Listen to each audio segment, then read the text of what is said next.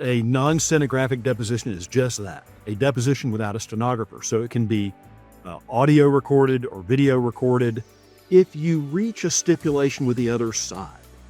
That's the best and easiest way to facilitate the use of non-stenographic depositions. I highly encourage it. Pick up the phone, talk to your opposing counsel, make it happen that way.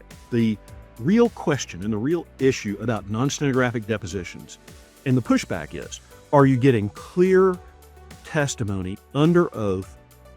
And now the question is, can you do it at a reasonable cost? Can you have access to justice? Welcome, and thank you all for joining us for another Justia webinar. My name is Nina, and I'll be the moderator for today. Now, to kick things off, I want to go ahead and introduce our speakers, Charles Peckham and Carl Seelbach. Charles H. Peckham is a member of Peckham Martin PLLC and a panel mediator for ADR of Counsel. He has practiced law for over 33 years. He is a board certified in labor and employment law by the Texas Board of Legal Specialization. Charles is a mediator handling both traditional and early dispute resolution, EDR, mediations. He is a AAA arbitrator on the employment and consumer panels.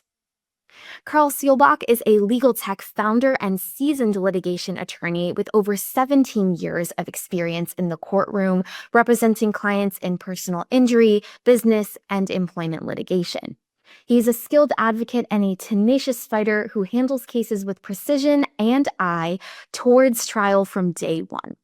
His adversaries describe him as skilled and whip smart, but Carl's legal expertise doesn't stop there. He is also the founder of Scribe.ai, a software platform for capturing testimony that's changing the game for attorneys and their clients. The webinar presentation that you're about to watch will be approximately 1 hour, and once the webinar is complete, Charles and Carl will be taking questions from the audience. So if you have any questions that come up during the presentation, please feel free to submit them through that Q&A button in the control panel at the bottom of your screen. Now, without further ado, here are Charles and Carl to discuss unlocking the potential of non-stenographic depositions and AI. Nina, thank you very much for that warm introduction, and thank you to Justia for hosting this. We really appreciate it. Okay, well, Nina was very nice to actually do an introduction. Sometimes hosts don't, so thank you so much. We will not cover any of the legal or boring stuff. Charles, maybe let's briefly tell them something that they wouldn't find on our resume. Sure. Sort of an interesting one. I graduated from the University of Texas at Austin, so I'm a orange-blooded Longhorn. However, I am married to an Oklahoma Sooner, and I have triplet children, all of whom are Aggies. So now the SEC football season is quite something for us. That's really the only interesting thing I have to say. Okay, the only thing that I'll add for me is if I sound a little hoarse in my voice, it's because I was cheering at my 13-year-old's volleyball game last night. So it was a big match against one of their district rivals, and we won. So that was exciting as well. But that's pretty much what I'm doing when I'm not practicing law or helping with the legal tech company Scribe. I'm probably at one of my kiddos' sporting events, either volleyball or basketball, which is a lot of fun. So we'll just dive right in then to what we're really here to talk about, which is a new way to capture testimony. And before we talk about the solution, let's talk about a little bit about the history of how we've done it as a profession and as a society.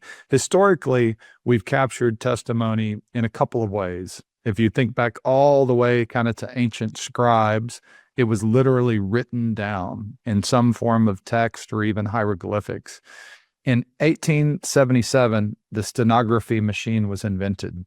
And that became a new and fast way to capture the spoken word. And if you've ever looked at one of the stenography machines, the keyboards, you probably wondered, how the heck does this machine work? Because none of the keys have letters on them. And it actually takes quite a bit of training and skill to get certified to use one of those machines.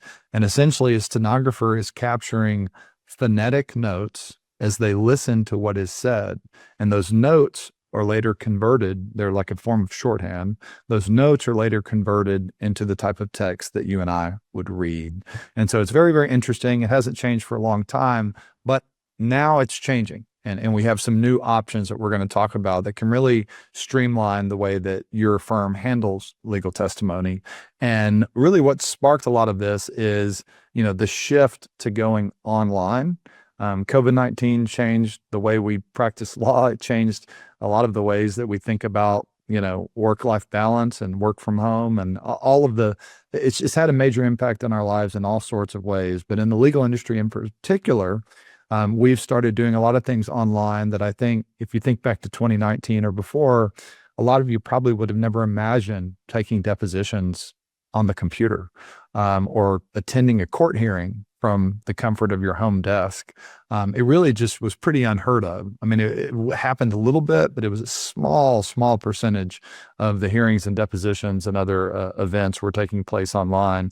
So it's shifted things, fast forwarded things to embracing technology in a way that I think the legal profession has really never seen. And so COVID kind of forced us, some of us kicking and screaming, some of us embraced it, to rethink the way that we do things. And one of the things that Charles and I are going to talk about today is even though the business of taking depositions went online, as well as doing mediations and court hearings and other things, the business models didn't really change. And so we were still using outdated methods. I don't know how many attorneys I've had tell me, why am I paying a videographer to press record on a Zoom deposition? And so we're going to talk about concepts like that today, because we do believe there's a better way to do this. And so I'm going to let Charles kick off. First of all, what is a non-stenographic deposition? Carl, thank you very much. That's a good introduction. I will tell you that a non-stenographic deposition is just that, a deposition without a stenographer. So it can be audio recorded or video recorded. That's very simple. And I think that that given where we are in technology, these work so well. So let's go on to the next slide. And just a real quick story. Yeah. I remember the first time someone tried to do a non-stenographic deposition in one of my cases. I was a young lawyer and I was working at Winstead at the time, which is a big Texas firm. And this attorney showed up to the conference rooms. This is back when everything was still in person. And he had his paralegal there and a tripod and a video camera and said, "Okay, I'm ready to get started." And I thought, what in the world is happening? And my initial knee-jerk reaction was, you can't do this. It's just for some reason, my brain was like, no. And he said, well, no, I certainly can do this. And here's the rule. And so I kind of went and looked in the rule book and swallowed my pride a little bit and walked back in and said, okay, it looks like you can do this. So let's talk about the rules a little bit, Charles. Sure, absolutely. And my experience was much the same, except I was the guy with the tripod. And so I've been doing this for long before COVID, actually, doing non-stenographic video depositions. And I got much the same pushback that Carl, that you experienced and wanted to push back in your deposition. And we're going to talk a little bit about how to grease those skids in a minute. But yes, non-stenographic depositions certainly in Texas and in the federal rules are absolutely permissible. In 1993, that's a long time ago now, the advisory committee notes for the federal rules, and the federal rules were changed to allow non-stenographic depositions. And most people today see that in the form of Zoom or video depos. And I'll tell you, because I'm a Texas lawyer, I immediately run to the Texas rules, and I apologize. When you're a hammer, every problem's a nail. That's the way I feel about Texas.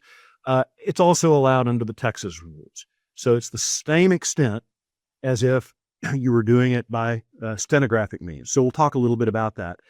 If you talk about the notes that are in the federal rules, I think that's the next group there. The next slide there, Carl. Yeah, you're going to have to, Charles can't control the slide. I am the slide keeper. So I'm sort of the gig. So you just prompt me, we'll make it as smooth as we can. Yeah, I wish I had a, in elementary school, they would say beep, and then we go to the next slide. I'll just say next slide. So You can beep at me if you want to. yeah, fair enough. So really, you can take deposition testimony just as you would with a stenographer non-stenographically.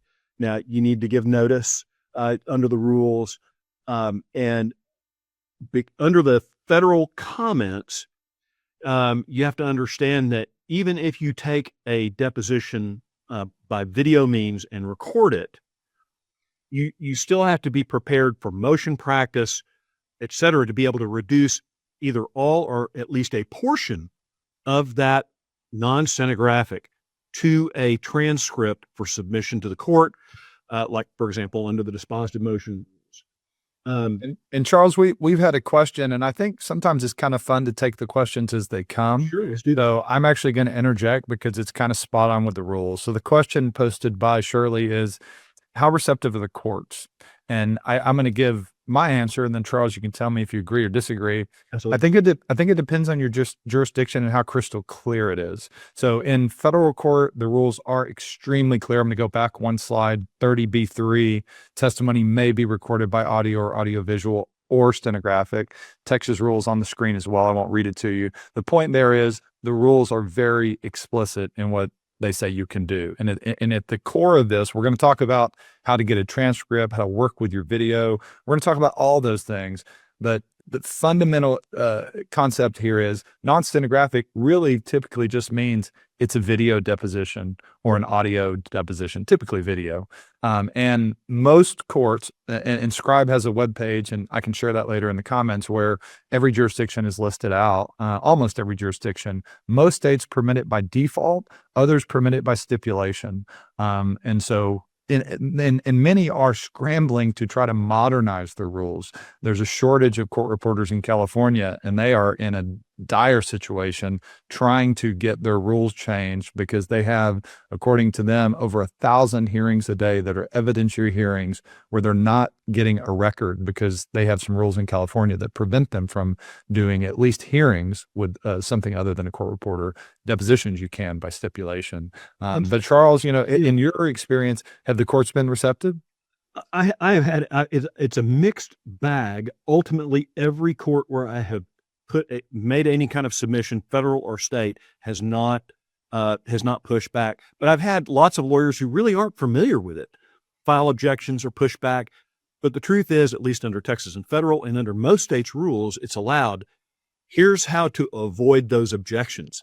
And if you under Rule 29, and that's the federal rules, stipulations, if you reach a stipulation with the other side, that's the best and easiest way to facilitate the use of non-stenographic depositions. I highly encourage it. Pick up the phone, talk to your opposing counsel, make it happen that way.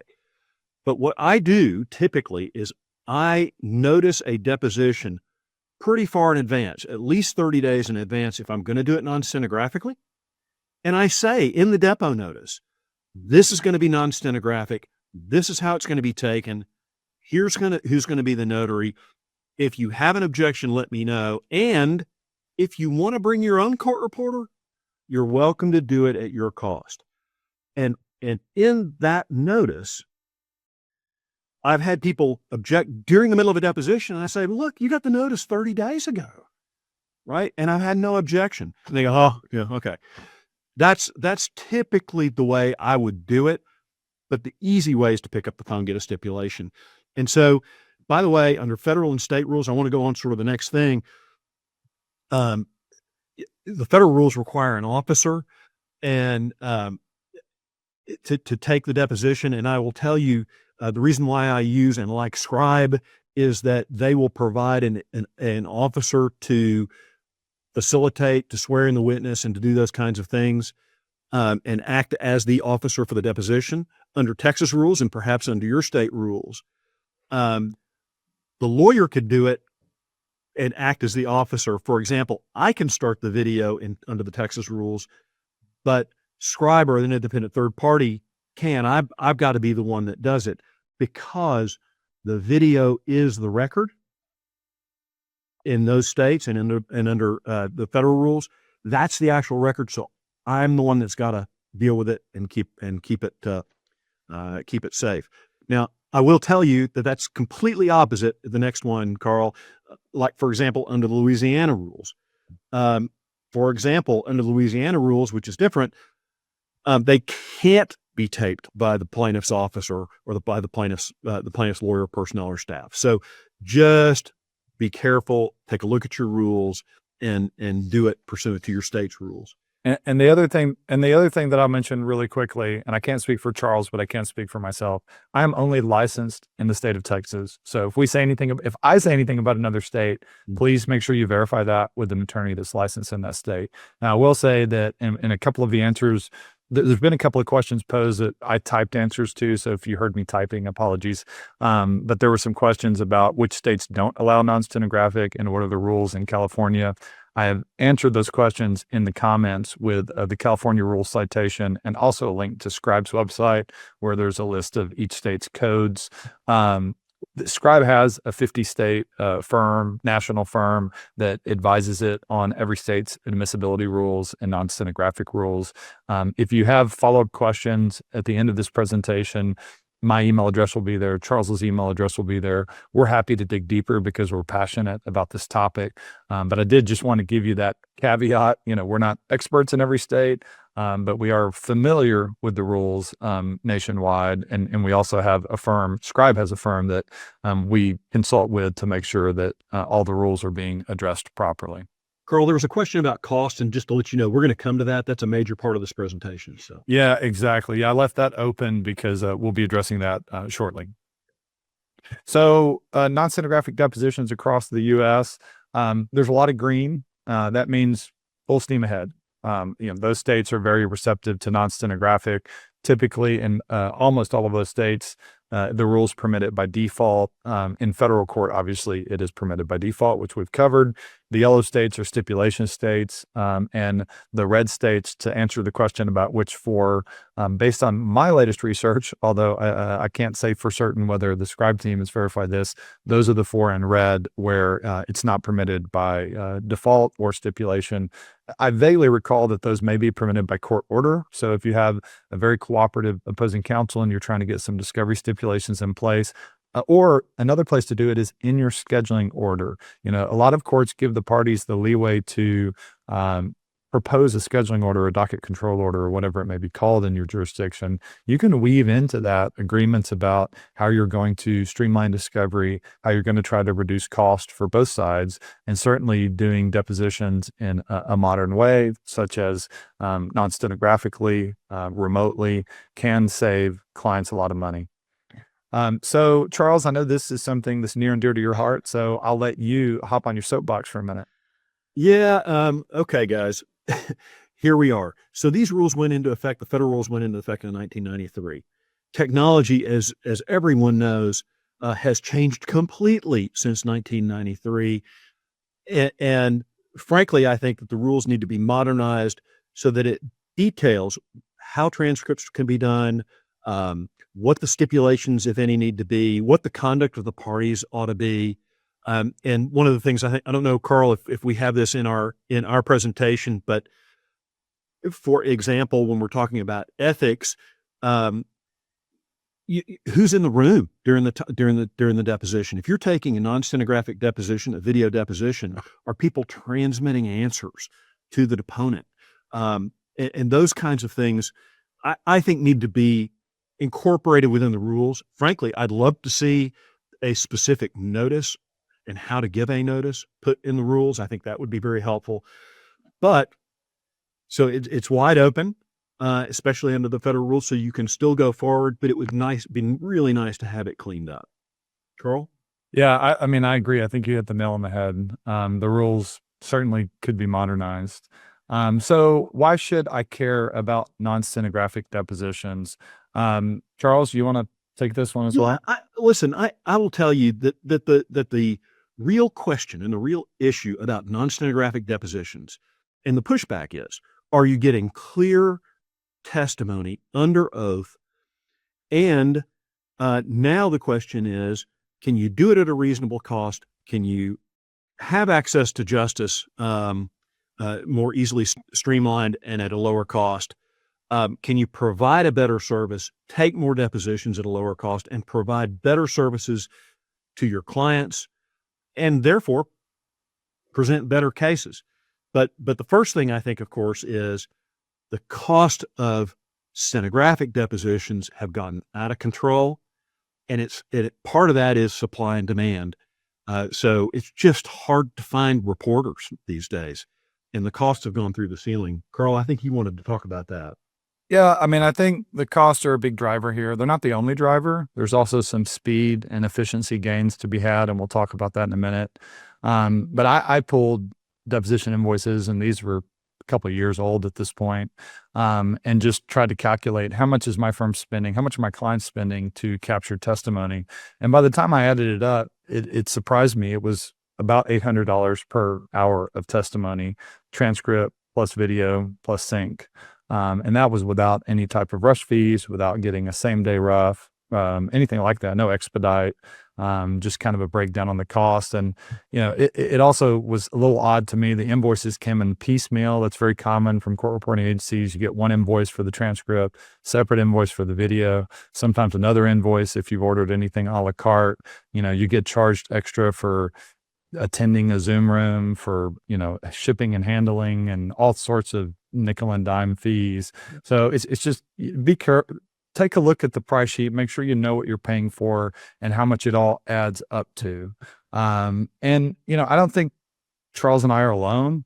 These are quotes from a Facebook Texas lawyers group, where people were kind of openly venting about just how expensive it has become to take a deposition. And, I think people are looking for solutions, and they're using solutions, everything from recording it themselves to using software to help them solve the problem, to unfortunately sometimes not taking depositions because their clients can't afford it, which is very unfortunate as well.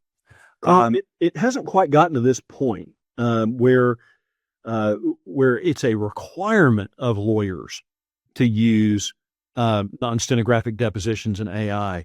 But I don't think that's far away, especially when we're, and I know you're going to talk about this a little bit more, but you may have an ethical responsibility to lower costs for your client, be it corporate or individual.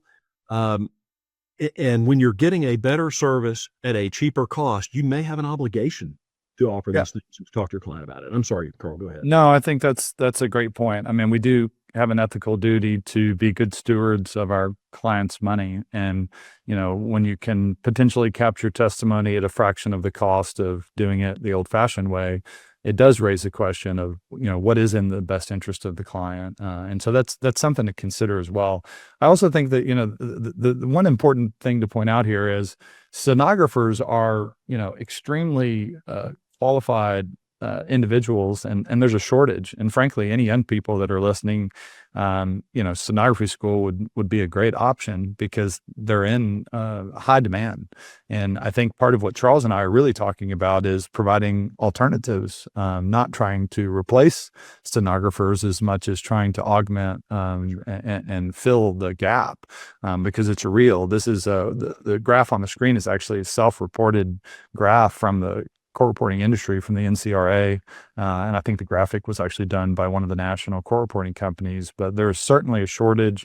It's only getting worse because the number of litigated claims is growing and the number of stenographers is shrinking. So, at some point you will probably have a hearing or a trial or a deposition where, it has to be canceled or postponed because you can't get a stenographer. So the question is, well, what then? So I think that's part of what is driving this.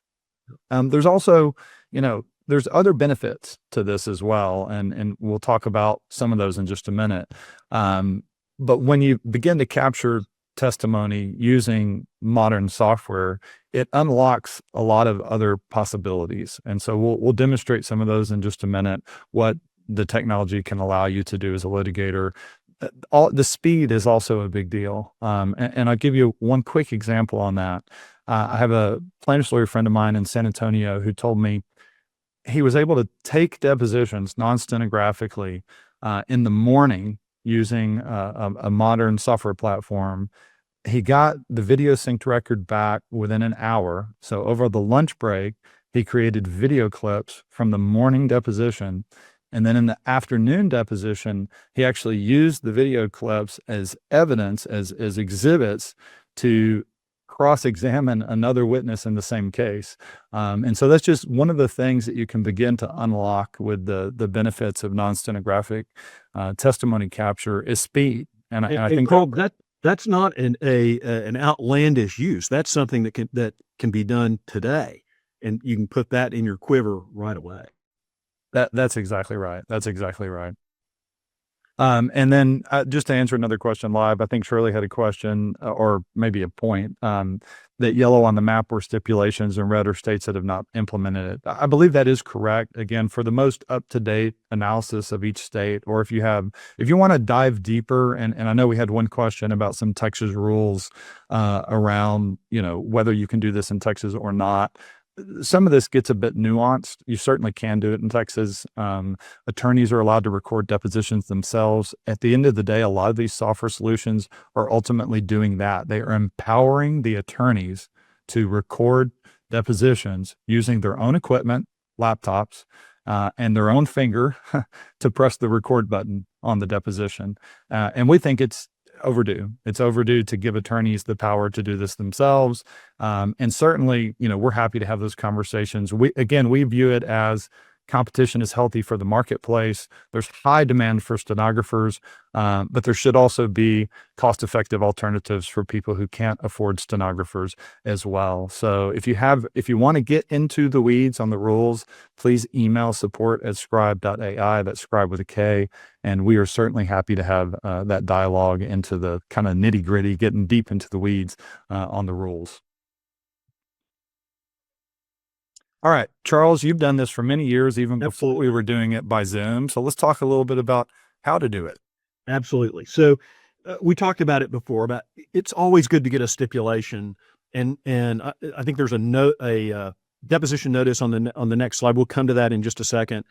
So I'm not going to talk about that just yet, but you need to decide how you're going to record it. Are you going to do audio, video, or use some digital tool for that, and then set that up? And the question is, are you going to do it yourself, or are you not going to do it yourself? In other words, are you going to hire a company like Scribe to do it, or are you going to try to manage it yourself? And I think I want to show you what I did before COVID, before Zoom got big, and before Scribe was on the scene. But go ahead to the notice. Yeah, and if you need me to stop sharing because you want to show props, I can do that too. I'll do that. I'll do that in a minute. And Charles, I'll do that in a minute. So what you have here is the notice, and this is what I do. And I think, I know Scribe didn't take this notice from me. I think this may have been Scribe's sample notice, but mine is very, very similar. It's going to be recorded non-stenographically. The other party can bring their own stenographer if they would like at their expense. I typically include who's going to notarize. In fact, in Texas, I've not had a whole lot of pushback, but I'm a notary. And so I will say sometimes I'm going to swear in the witness and see if there's any pushback. I typically get a stipulation on that because that's a little iffy. But that's that. If you want to go to the next one, Carl. Yeah, gotcha. So the idea is to get everything correctly recorded so that it is usable in the court process. So you want something that's going to capture the audio.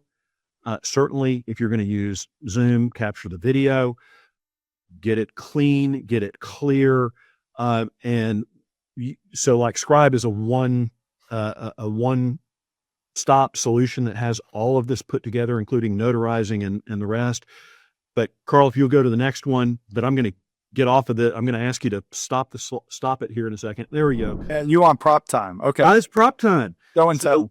So you talked, Carl, about showing up in the deposition and a guy pulls out a tripod. Well, I used to use the tripod, and I would take with me in person a video camera, just a simple video camera that had hard drive, set up my microphones to everybody just like a videographer court reporter would do. And then I would back it up with an audio. And so I would go ahead and just take the deposition. I'd let opposing counsel cross-examine if that's what was happening in the deposition. Then afterwards, I would take it back. You can stop the video now. You can go back to the slide. Go back to the slides. Okay, yes, Pretty much. I will. Let me find my button. Okay, so then I would go back to my office. I would upload it to a site that would take the video and the audio and transcribe it into a transcription, right? And then I would provide an affidavit saying how it was taken, that it was taken under oath, et cetera.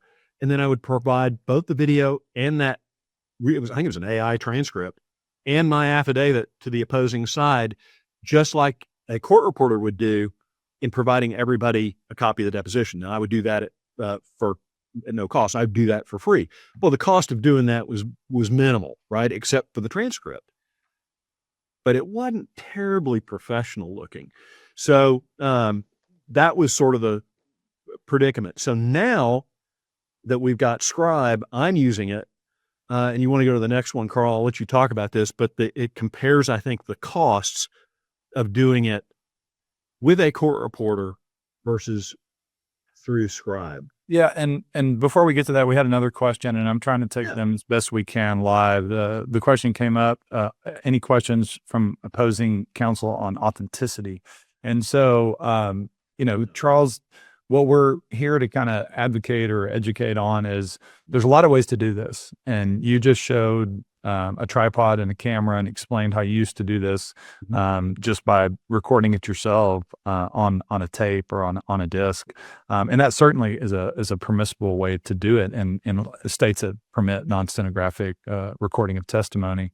And you can also use software solutions. Scribe is one of several. There's others out there too. And so that also is an option. So to talk us through, Charles, to answer the question about authenticity, I guess, one, have you ever had anybody press you on that, pre-COVID or post? No. And I will tell you that can be a real question when you're talking about AI manipulation of testimony and the rest. But remember, you're a court officer. You have an ethical obligation to do that. And you're providing a notice. You're providing the other side the ability to record it how they will, or with a court reporter. And they're going to attend, right? Opposing counsel is going to attend. So no, I have never had a problem with authenticity at all. But of course, you have to be. You don't want to manipulate it, right? Yeah, you have an ethical responsibility not to do that. And I think one of the things that will help you a lot, whether you decide to go full DIY and record it yourself with software or with a camcorder, or if you decide to use a vendor, is, if you provide very promptly a copy of the video recording to the opposing counsel, a courtesy copy, right? You're not charging them for it. You're like, hey, here is a copy of the video. You typically are going to eliminate, I think, any risk of an authenticity challenge. And so that would be my strong recommendation to you, as well as if you're looking for a vendor to solve this problem for you, make sure that they offer a courtesy copy of the non-stenographic record to your opposing counsel. I also think that's kind of refreshing in a world where you feel like we're being charged for everything, to actually turn around and say, hey, I'm trying to be more efficient. I'm doing this using software. I'm doing this using a video camera. And here, opposing counsel, here's a courtesy copy of that record that we just captured. And so that's something to look for when you're trying to decide how to do this and what company may be able to help you. Carl, two things real quick. First, on the authenticity question, you would have exactly the same question with a court reporter as without one on authenticity. Yeah. So I don't really think it's an issue. There was a question, Carl, out there about uploading to the internet for transcription. Yeah. And I think I never had a problem with it, and I never really was concerned about it terribly, but there is an issue. I don't know if we're going to cover it a little bit about closed AI and open AI, or if you want to try to cover that now. Well, why don't we touch on it briefly now and again later? So Yeah, the question that was posed was, when you upload to the internet for transcription, are there any concerns on the security of the information remaining with those who are only authorized to access it? That is a great question, and that is absolutely should be a concern, should be something that you're thinking about. I would give this explanation. It's really no different than the email server provider that you use, or the cloud management company that you use, or any of the online tools that you use. You should always make sure that you have trust and confidence in the privacy policies of the companies that you are working with. So I think, to answer that question, when I have uploaded things for transcription, whether that's to Scribe or prior to starting that company, some other company solution, I tend to always look at their privacy policies to make sure that they're using best practices and how they manage that data, just like we do with court reporting agencies as well. Several of them have transcription tools that they use also in connection with their online repositories. And so I think anytime we're using the internet to transmit data back and forth, we should always make sure that we're using a trusted vendor that has best practices in place for that. And I know that's also a concern, as, and we'll talk about this more in a minute, the use of AI tools, particularly generative AI, to make sure that if you're going to use that in your practice, and I think you should, I use it in my own practice, make sure you're using vendors who have agreements and policies in place that they're not going to train on your data. They're not going to share information that you submit with, some other attorney or some other company or law firm. So that's a great question. It is. Cost. So I know we said we'd answer this one that came up earlier from Shirley. And thanks you for posing questions, by the way. It always makes the presentation a lot more fun. So thanks to everyone for the questions. I realize some of them were a little deeper into the rules than maybe this presentation calls for, but we're certainly happy to answer those questions in a follow-up email. So cost comparison here, again, this is just to show that in cases that are cost sensitive, you can save a lot of money doing this in a more modern way. Scribe happens to be the example on the screen. I will tell you, in full transparency, you can get this cost down to even a fraction of the price on the right-hand column, the Scribe column, doing it yourself. So if cost is your primary driver, you can drop the cost down to, low hundreds, just doing a full DIY process. Carl, I want to insert something here. Yeah, absolutely. You don't, if you do it yourself, you can take the video transcript, a non-stenographic, video. You don't have to transcribe it right away, right? You can transcribe it when the time comes that it's necessary for hearing. That's one issue, but I think the question really had to do with recovery of costs. And absolutely, this is a deposition cost that can be recovered like any other cost in a case. I have one case right now. Unfortunately, I lost. I know it never really happens, but I did. I lost a case. And the other side was seeking, they had brought a court reporter to back up the deposition that I had noticed non-stenographically. Now, we're still waiting on a court order, but I objected to their use of a court reporter because it was a duplication that was unnecessary. So you even have the ability to do that potentially, but we're still waiting on a ruling. I'm sorry. Go ahead, Carl. No, you're fine. So the other thing to look for in your when you're being charged for a deposition, you want to make sure you get what you're paying for and you don't get charged for other things. So this was my review of depositions that I have paid for, and we paid for this one. And one thing to look for is, are you being charged for the testimony pages, which, most court reporting agencies advertise by page rate, and that's fine. That makes sense. They are skilled. They are typing as fast as they can and trying to keep up with everything that's said. But what I found when I started digging into the invoices is that I was actually being charged page rates for things that the court reporter didn't type. And so for things like the automated word index that comes at the end, the cover pages. And so, in this example, I was charged for 135 pages where the testimony ended on page 109 and 100 pages where the testimony ended on page 78. So, you think about the percentage of fluff, whatever you want to call it, it's significant. And so make sure that you know what you're getting. I call that BS fees. And I think, our job as litigators, as well as good stewards of our clients' resources, is to make sure we avoid them.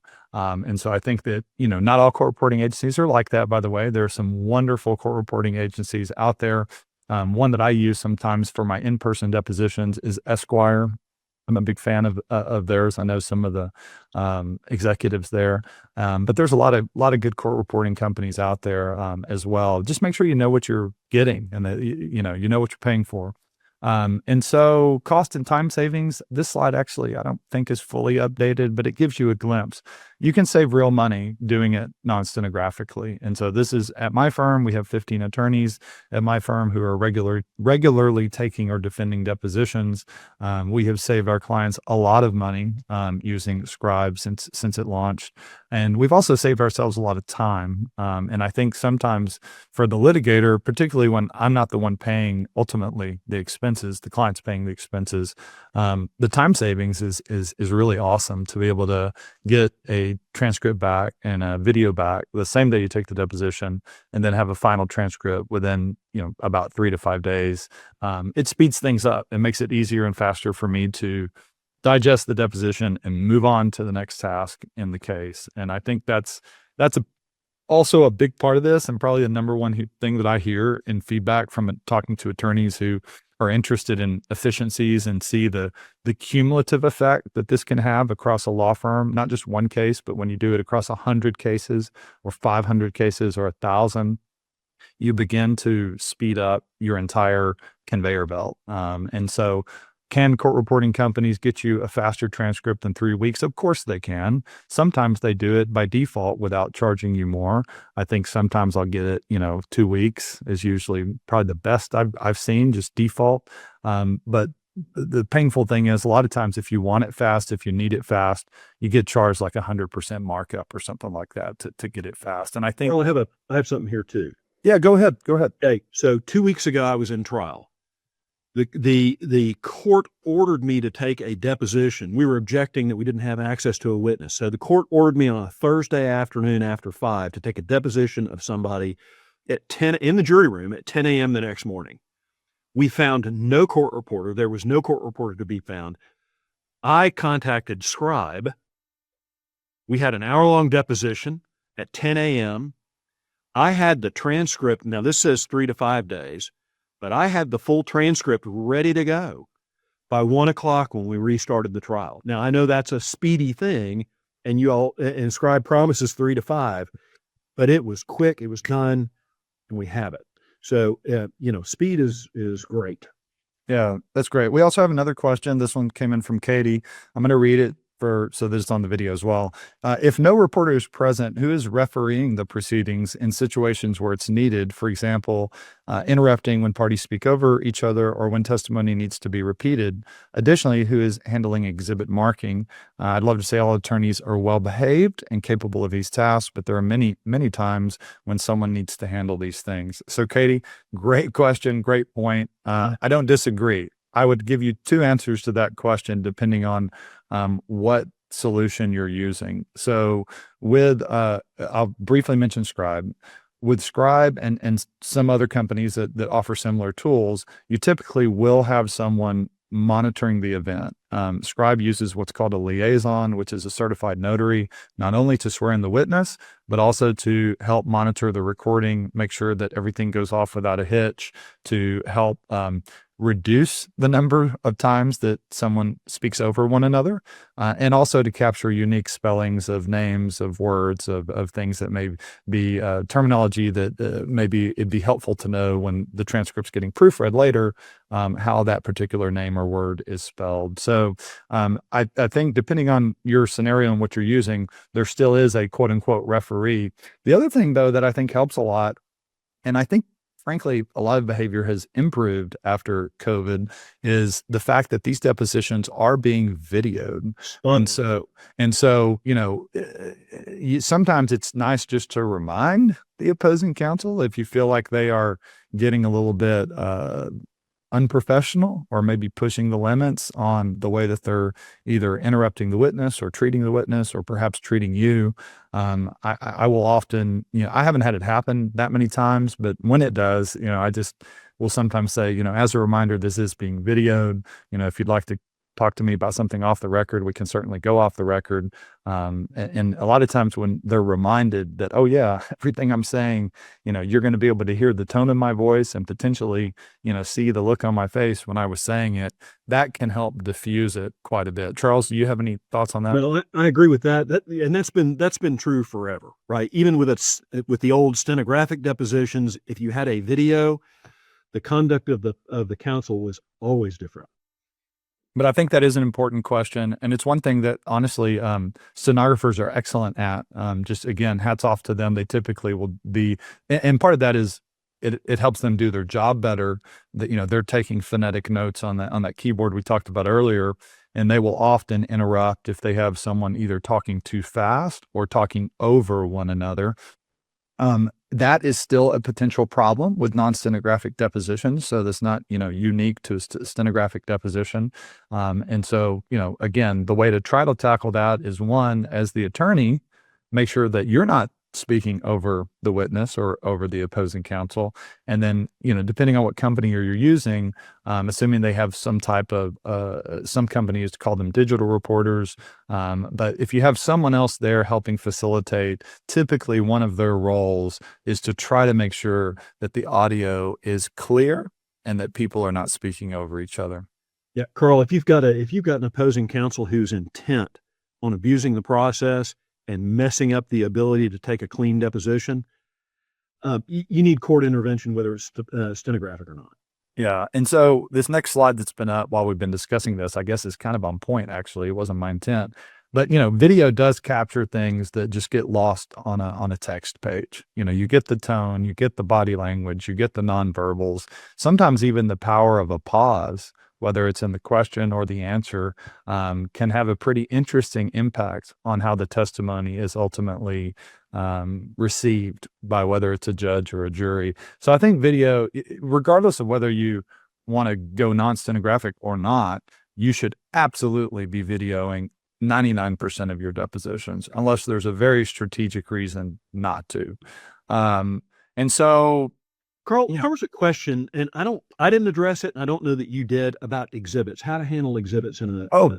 Thank you so much for mentioning that. So, one of two ways. Again, if you're full DIY and you're doing this yourself with either a Zoom or a camera on a tripod, you can just mark them yourselves, and just make. I have literally attended depositions where there was no stenographer present, no videographer present, no liaison, no nothing. It was just opposing counsel, and they had a notary swearing the witness from one of their staff members, and the exhibits were just handled by.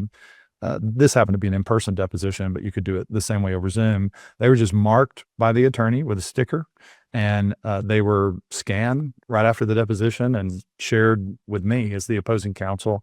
And so if it had been a Zoom deposition, you can just typically mark them either in the file name or by typing over, right-hand corner or bottom right of the document with a little exhibit sticker or exhibit number, and share them that way. Charles, I don't know about you. I have one of two ways. Yeah, I will always scan them in.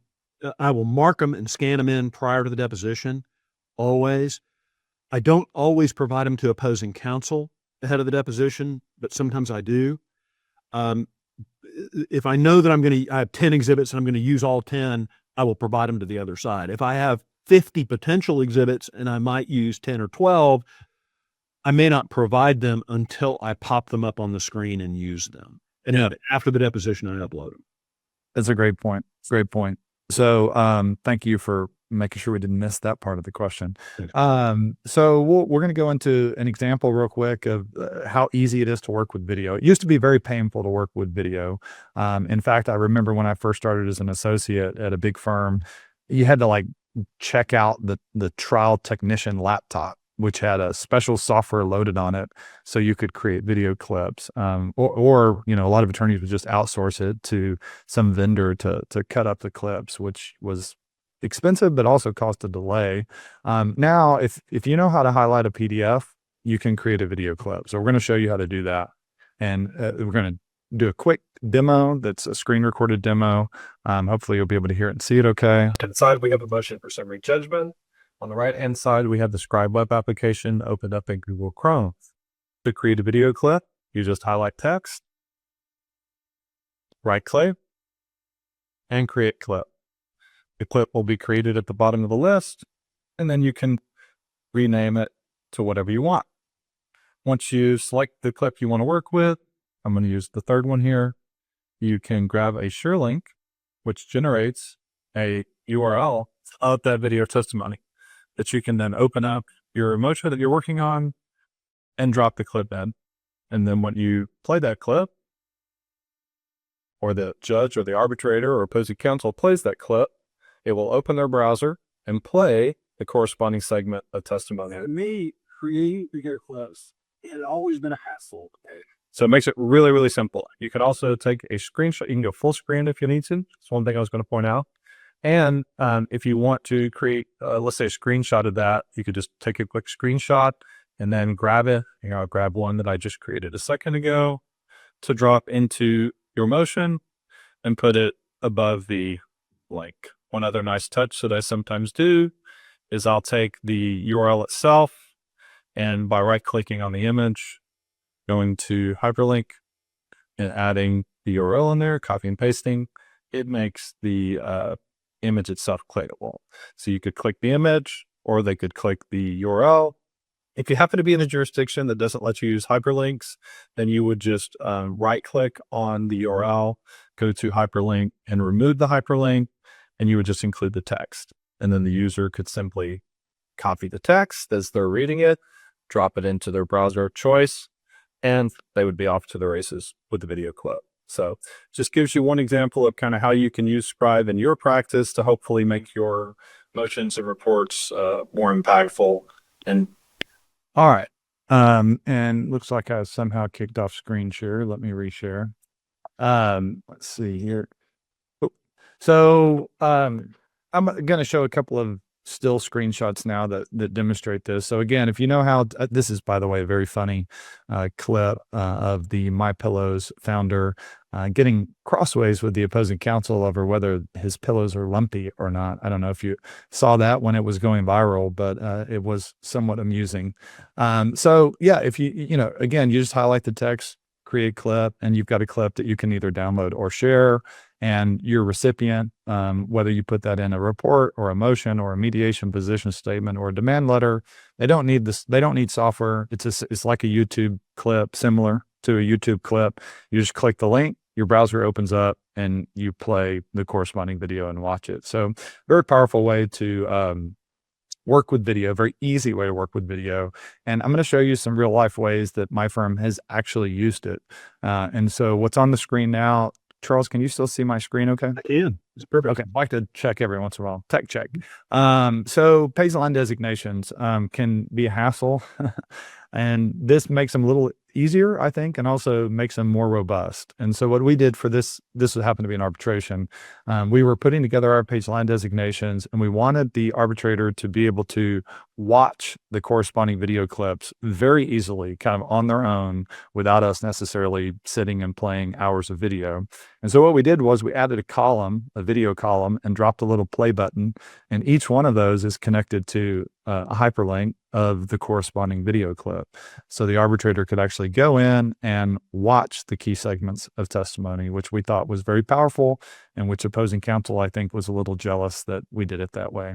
And so another thing that you can do with using software solutions to help you speed up your processes is, it empowers you to give really fast updates. And so this is an example on the screen of, the deposition had just been taken. We wanted to update the client on what some of the key testimony showed from the deposition. And we were able to, I think, impress the client by not only giving them a fast update, but actually giving them links of the key testimony and explaining how the testimony actually was going to help us, advance their cause. So it can be very helpful for that as well. You can also put it in your briefs. And so the example that's on the screen now is it is a real motion for summary judgment fact background section that was filed in Dallas County, Texas District Court. And that is an example of how you can put a video testimony in your brief to where the judge or staff attorney can actually watch the corresponding segment of testimony. And so you probably don't want to put 50 clips in there. That'd probably be a little too much, but you can create highlight reels where you can string everything together for the judge so they can watch all the key segments of testimony on a particular topic or for a particular witness. And I think, Carl, I've used that exact technique in summary judgment practice, dispositive motion practice in both federal and state court in Texas. have you got any feedback on it? I wish. Not. A judge isn't going to call you and say, "Hey, that was slick." That's true. But it is slick. Well, mediators are more likely to give you feedback. We have had some really positive feedback from mediators on it. Because for mediators, I was just talking about this, I think yesterday with another defense attorney, Mike Bassett, super nice guy. And we were talking about the concept that when attorneys are describing testimony, we are trained to be advocates. So the way that we describe the testimony is in the light most favorable to our client. Which is, it's what we're trained to do. It's what we're supposed to do. But for the mediator, and a lot of times for the judge, it is helpful sometimes just to show them the testimony. Let them make their own assessment of how good this witness is for your case or how bad this witness is for your case. And I've had a lot of mediators tell us that they love the fact that we're including video clips in our mediation position statements because it lets them see who are the key players in this story and how do they come across. And so it's just like leading questions, Carl. If you ask a leading question, it's the attorney speaking. Sometimes the witnesses do a much better job. Yeah. And we got some favorable feedback I see in the form of a question. Thank you for that. We do think it's cool. Some of that, some of this is there's a reason behind it beyond just it being neat or looking cool, but it is, sometimes fun just to have tools that kind of are delightful to use. And that's part of what the team at Scribe is trying to do. So speaking of which, I'm going to talk a little bit about a new feature that I have been using. You've probably all been hearing about all sorts of AI tools in every aspect of what we do as lawyers. This one is particular to deposition videos and transcripts. And so Scribe has recently added the ability to chat with your transcript and your video. And you can summarize your depositions this way. You can query them. So think of it as Control F on steroids. Instead of, searching for the word lumbar or fusion, you could just ask the chatbot, tell me about this client's history of spine injuries and what treatment they've had on their back. And the chatbot would then analyze the entire transcript, give you an answer of what was discussed at that deposition on that topic, and create video clips for you of the supporting video evidence, the testimony itself. So it's very powerful. I've got to insert here. It sounds, somebody who's not familiar with this, it sounds hard. It is so terribly easy. I think your next slide or two will show how easy it is. Yeah. And so, and then there was a question that popped up. I'm going to leave this on the screen as I answer this next question, because this kind of shows you, this is just snippets of a back and forth here. And so, one was kind of asking for analyze the witness's testimony and provide feedback on their credibility and how their testimony could impact liability or damages in the case. And then the other one was just kind of, hey, draft a summary of this deposition. Again, you can prompt it however you want to prompt it. One of the questions that came up which was a really good question. Shirley asked, do you have a responsibility to acknowledge usage of AI? And if I'm understanding the question correctly, or at least one way to interpret that question is, do you have a responsibility to your clients to let them know that you're using some type of AI or some type of software? I think that I would encourage you to check with your state's rules. The rules are still being updated, and probably the best advice I could give you is it probably wouldn't hurt to update your engagement letters to include some language that explains that, your company leverages modern technology solutions, modern software solutions, including but not limited to generative AI to try to provide a more efficient legal service and advice. Probably doesn't hurt. I don't have all of those state rules, unfortunately, and a lot of it's a fast moving target because a lot of states are updating their rules right now or in the process of updating their rules on what obligations we have to disclose the use of generative AI to our clients. And to Charles's point, the American Bar Association actually came out with I don't know if it was an advisory opinion or comment. I can't remember exactly what they called it. But they were actually calling into question whether you have an ethical obligation to use generative AI if doing so would significantly reduce the cost of legal services to your client. So I'll just give you one example. They want you to disclose to your client that it's available and you're not using it, which is something entirely different. Yeah, and I don't know that I necessarily agree with that, but whether I agree or disagree probably isn't relevant. I think the overarching point that they were trying to make, and I'll just use the example that's on the screen, is if it would take you, let's say it would take you 4 to 5 hours, hypothetically, or an associate to draft a summary of, a 3 or 4 hour deposition or a 5 or 6 hour deposition. If you could generate that summary in 5 minutes with AI and then spend another 30 minutes to an hour cleaning it up and putting your own, personal touch on it, that would be a significant savings to the client. And so again, I'm just giving you rough numbers, but that's just one example. And I think we're going to probably need to just monitor the rules, particularly the ethical rules around that as this continues to unfold. Charles and I gave a presentation not that long ago to the Austin Bar Association, and we asked, by a show of hands, how many people in this room are using generative AI in their law practice today. And Charles, it was what, maybe 2 or 3 hands out of 50? Yeah, maybe. Yeah. So I think, it's tip of the iceberg moment. It's going to happen. It's not going to happen overnight. And this is an example of how you can use it responsibly. And I, again, would encourage you to make sure you're comfortable with the vendor that you're using, their privacy policies. Those things are very important.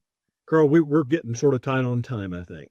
Okay, I'm going to fast forward then. Then we talked enough about this. Again, another just example on the screen. You ask a question here, what caused the accident to happen? You get an answer that's also backed by video clips created for you. So pretty easy way to interface with your deposition. So where are we going from here? And how is this, are these transcripts any good? And, how could you possibly replace, humans in the process? Well, the short answer is we're not. At least Scribe isn't. There's a human component in having a certified notary liaison in the room, helping facilitate these things start to finish, and a human component in having the transcripts professionally proofread and legally formatted within about 3 to 5 days of the deposition. Now, what does the future look like? I don't know for sure. I know that large language models and the power of those models is really become kind of mind-blowing in the quality of everything from drafting to analyzing case law to preparing summaries of voluminous medical records. I mean, it's moving at a very rapid pace. I'm not an engineer. I'm not a developer. I can't speak to the nuts and bolts of how all those things work. But, what I am told by experts in the field is that we are on the brink of having the AI surpass human accuracy in a lot of different ways. And so we'll see whether that proves to be true and how fast it proves to be true. But I think that, Charles and I have another presentation that we give on implementing AI tools into your litigator toolbox.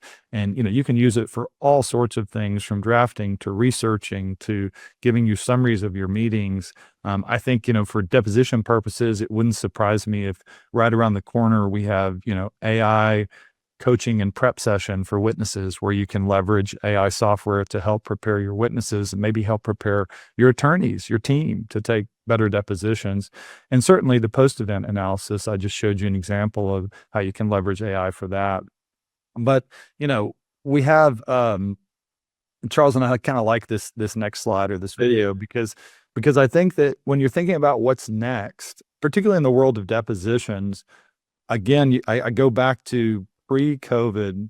Would you have ever imagined that 80% or more of depositions would be happening through Zoom or something like Zoom? And I think most attorneys, even the younger ones, would have said, no, I really don't believe that. I don't think that that's going to happen.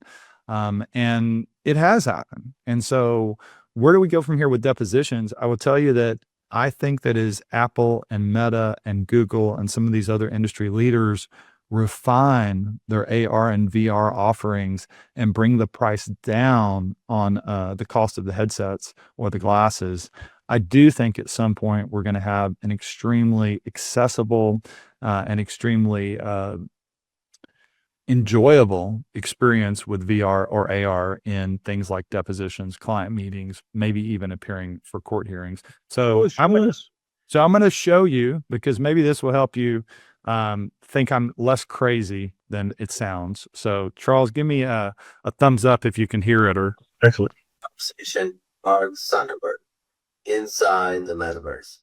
Mark and I are hundreds of miles apart from each other in physical space, but it feels like we're in the same room because we appear to each other as photorealistic codec avatars in 3D with spatial audio.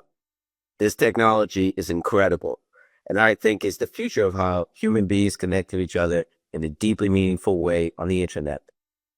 These avatars will capture many of the nuances of facial expressions that we humans use to communicate emotion to each other.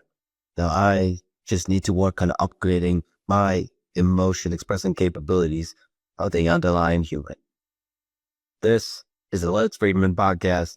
And now, dear friends, here's Mark Zuckerberg.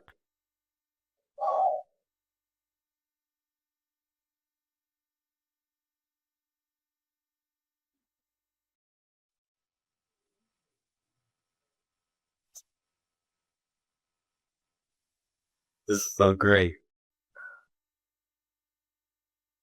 Lighting change? Wow. Yeah, let's have the light anywhere. And doesn't feel authorized to be really close to you. It does. I actually moved you back a few feet before you got a glance that you were like right here. I don't know if people can see this, but this is incredible. The realism here is just incredible. Where am I? Where are you, Mark? Where are we? You're in Austin, right? No, I mean this place. We're shrouded by darkness with ultra realistic face. It just feels like we're in the same room. This is really the most incredible thing I've ever seen. It started being a personal space. I mean, we have done jiu-jitsu before. Yeah, no, I was commenting to the team before that even I feel like we've showed each other from further distances than it feels like we are. I mean, this is just really incredible. I don't know how to describe it with words. It really feels like we're in the same room. Yeah, it feels like the future. The following. All right. So hopefully you found that fascinating. I know certainly the first time I watched it, I was impressed. And Charles, I don't know if you have had a chance to try one of the headsets or the Vision Pro or maybe one of Meta's products yet, have you? Not yet, and I'm dying to. Yeah. Absolutely. Well, it's pretty cool. Apple will set you up with kind of a personalized demo. It's best to schedule it, and it's pretty mind-blowing. I would encourage everyone to give it a spin. And I think as the price comes down and the technology continues to get refined, it'll be interesting to see what the best use cases are for it. So we'll keep an eye on that. And maybe someday we will be appearing remotely through a whole new medium. I don't know. We'll see. Real quick, we'll finish up with ethics and then any other questions that come across. We've already touched on number one, so I don't think we need to reiterate that. Number two, I do think that Zoom depositions do bring a new challenge, and that is in particular making sure that no one else is in the room with the witness and that the witness is not communicating in an unauthorized way with other people, whether that's their attorney, whether that's a friend or a spouse or a relative. We certainly don't want people being coached or influenced in the way that they're testifying. There's a couple of ways to handle that. I will typically, in my depositions now, get a commitment under oath from the witness that they will not chat with anyone, that they will not communicate with anyone. And get them to tell me, that no one else is in the room. And if I have a reason to doubt them, ask them to turn their camera 360 and show me that you are alone and that no one else is going to interrupt these proceedings. Typically don't do that unless there's a real reason to do it. There's no way to completely prevent bad actors or people from doing bad things, but I think those type of admonitions can help quite a bit. And then we already had some great questions around item number 3, privacy protections. We talked about those. And the key, I think, there is to just make sure that the way you are doing things is a vetted process, and you're using respected vendors and court reporting companies and generative AI solutions, and that you're familiar with what the policies are. I would tell you, avoid some of the consumer grade solutions that are completely free to use. Typically means you're the product. And so I would encourage you, for example, ChatGPT, that's a great tool. But if you're going to use it in your law firm, upgrade to the enterprise package, because that checks the box on a much more stringent level of security and privacy, where they will not train on the data that you submit. So look for things like that. Or if you don't want to, ask someone that nerds out on it, like Charles or like me or someone else. And then I think that may be the end, Charles. Anything else from your standpoint? No, I think it went well. Carl, you did terrific. Happen to have any questions that anyone has? Yeah. Well, we answered 12, so that's decent. That's If good. anyone has any other questions, our emails are on the screen. You are certainly welcome to email us or call us. I'd say do it now or hold your peace, but you can always hit us afterwards. Yeah, you can always hit us up afterwards. We also have sample deposition notices for all these different jurisdictions. So certainly happy to provide you with sample notice language. And if you have any other specific questions about the rules in your state, we can dig deeper on those as well. So thank you so much for listening. And thanks again to Justia for hosting. Thank you both so much. Now that the presentation has been completed, and thank you again for answering questions as you went. That was wonderful. We want to thank you all so much for joining us for another Justia webinar. Thank you again to Carl and Charles for that wonderful presentation. I want to wrap up by reminding you all, as I did at the top of the presentation, of the website services that are available to you through Justia Elevate. Again, Justia Elevate is our groundbreaking WordPress-based platform that can take your law firm website to new heights. As the presentation that Charles and Carl gave focuses on how AI can help streamline your practice, we do want to highlight the feature that is available within Justia Elevate, our Justia AI Writer, which can allow you to create legal content for practice areas and legal topics of your choosing seamlessly. If you'd like to learn more, please feel free to visit us at elevate.justia.com. Thank you all so much for joining, and have a wonderful rest of your day.